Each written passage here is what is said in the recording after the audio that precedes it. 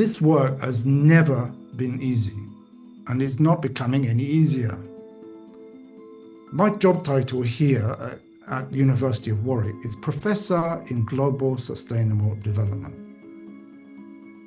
Sounds very big, but when I first came here, I spent the first 2 years trying to work out where in all the teaching about sustainable development there was anything being said about violence. And I realized that there wasn't. And so it made me wonder, how can you talk about sustainable development if you're not tackling the harms that are being done to human beings on a daily basis? Is it possible to have sustainable development when people are living with untreated wounds resulting from various forms of that violence, particularly those related to war and conflict? I found colleagues teaching economics of sustainable development, the environmental dimensions of sustainable development, the social dimensions of sustainable development, but nobody teaching about the violence that creates so many obstacles to any of these processes. And I share this just so that we can all be aware how small the space is internationally for the conversation that we are having in the South-South Institute. I share it also so that we don't get surprised when people who have not had the misfortune to live through war, or the opportunity to listen carefully to those who have lived through such situations, we should not be surprised when they show very little understanding of what such violence actually looks like. Looking more directly at those who do work on conflict-related sexual violence, I would say that while many things have changed over the last 12 years, and some of those changes have been very positive, others are much more negative, and they can threaten the progress made. So it's really important to use spaces such as the South-South Institute to think strategically about these positive and negative changes and to arrive at clear ways forward. And I hope you will take these 3 days to work on that.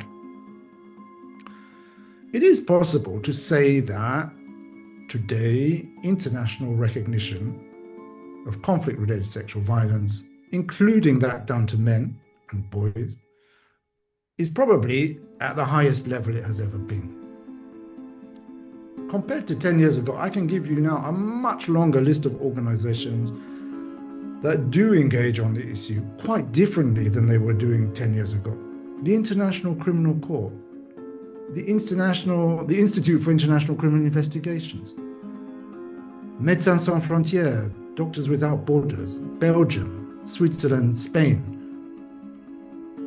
the University of Geneva Center for Humanitarian Studies,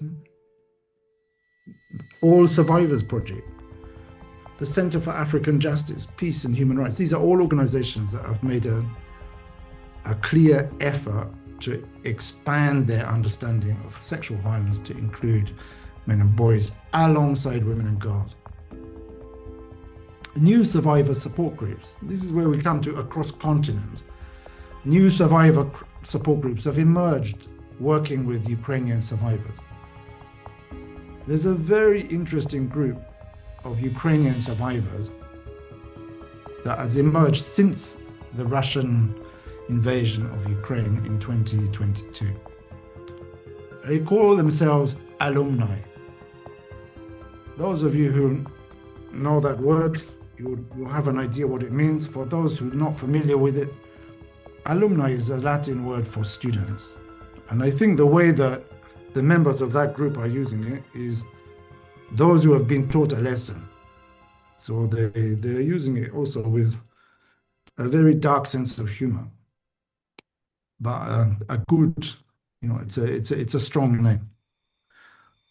There is a support group of Syrian survivors from Sednaya prison. I'm sure many of you are aware of how, with the fall of the Assad regime, the prisons have been opened after decades, during which thousands of people were disappeared, as well as sexually assaulted and tortured. That is really now coming to the surface.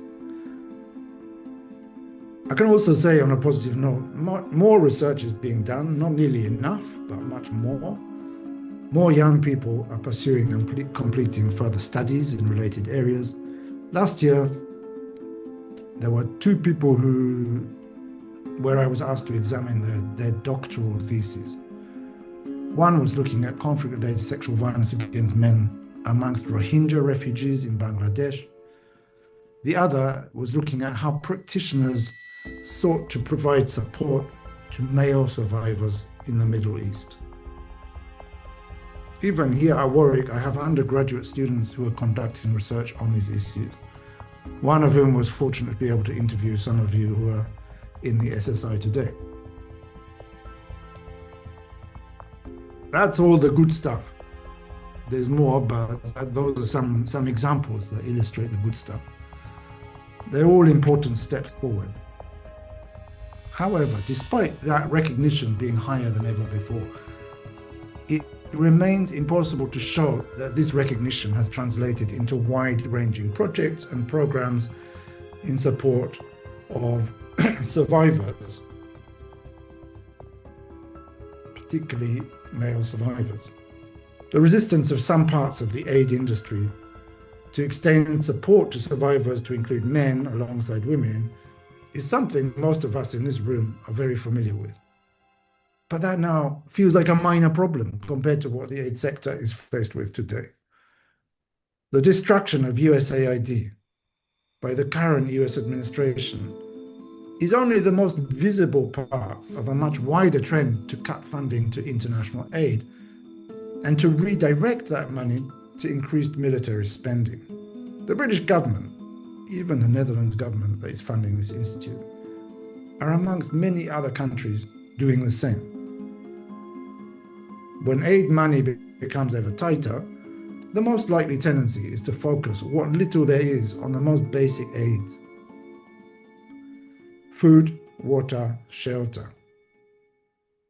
More complex needs, such as those arising from conflict-related sexual violence, will struggle even more than before to be heard. At the same time as there is this reduction in international support for these issues, the scale of the problem is most certainly increasing. It's not possible to argue that the risk of conflicts and the related sexual violence is diminishing, quite the opposite. Whichever of the current conflicts you look at, you will find conflict-related sexual violence against both men and women. As Ukrainians are released from prisoner of war camps in Russia, many accounts are beginning to emerge. And remember, it's men in Ukraine who are not permitted to leave Ukraine and are therefore much more likely to be obliged to join the army fighting Russia and to be captured and tortured. With the fall of Assad in Syria that I just mentioned, as I say, the scale of sexualized torture has become headline news. There are many other less visible situations. I didn't even mention Gaza, but that one is also on the radar when it comes to sexual violence. But there are other less visible situations in which sexual violence is a major issue. The trafficking of persons, forced migrants who end up in North Africa seeking to cross the Mediterranean to Europe. They're exposed to appalling sexual violence, which are directly or indirectly a result of Fortress Europe's attempts to prevent them from moving. And one of the areas that has not yet been explored at all, or virtually not at all, is what will happen as a result of climate change related forced migration and the vulnerability that will create to sexual violence. It would be easy to get depressed about these developments, but I would encourage us all not to forget what I've proposed as the South-South Institute's informal motto: hope, peace, courage. One of the biggest sources of hope that I see is that whereas in 2013, the main struggle was simply to get people to recognize that conflict-related sexual violence against men existed at all, I no longer believe that that is the main struggle, at least not at an international level. The struggle now is to get policymakers, practitioners, and survivors yourselves to recognize that in reality, there is no such thing as a solitary survivor. Much though it's possible for each of us to feel completely isolated at times, the reality is that the survivor of the direct physical and sexual violence is always connected to multiple other people. His or her experience, in addition to the immediate impact on him or her, also impacts through him or her on those other multiple people. Rather than thinking of them as completely separate, we should think of them as survivors, them being now, for example, the children of survivors, their parents, those who witnessed what happened. We should think of them as direct survivors of psychological violence. The children that cannot go to school because their parents are unable to work and put money, put food on the table. We should think of them as direct survivors of psychosocial violence. We can think of survivors of political violence, all related back to the survivors of sexual violence. It's only when we understand these connections that we can have the peace that is the second part of the motto. And let me close just now with some few words about the last word in that proposed motto, courage. Ours is not an easy topic to discuss. But sometimes the most difficult thing is to decide to participate in the first place. It's not obvious for an organization like Refugee Law Project to work on such issues. It can get into a lot of difficulty with people who don't really understand what it's all about, and you confuse it with other issues. So for an organization, it's not easy. For each of you as an individual, it's also not easy. You have to make a decision to join the discussion. So all of you who are here today, you've already made that decision and you've put that most difficult decision behind you. That doesn't mean that everything will be easy. Discussions such as we've got lined up in this program for the next 2 days, 3 days, they won't be the same for everyone. What one of you finds very, very difficult, another will find very easy, and the other way around. In all the 5 earlier South-South institutes, we made every effort to ensure that nobody should feel forced to speak, and that nobody should feel they have to share their personal experiences. And I'm very sure that that principle will be maintained from the beginning to the end of this South-South Institute. It's not necessary for everybody to always speak. Just being there is already a demonstration of courage. Some of the leaders of support groups who came to the first South-South Institute, they barely spoke a word in 2013. And then they went on to demonstrate fantastic leadership just a few years later.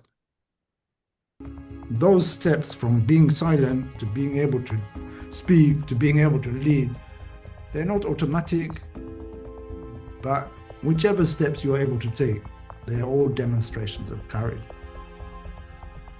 So I urge you all, in closing, to dig deep into yourself for the next 3 days and celebrate one another's courage for being here for the 6th South-South Institute. Thank you very much for your attention. I hope that can help to set the ball rolling, and I hope to be able to dip in and out over the coming 3 days. Thank you, Onen.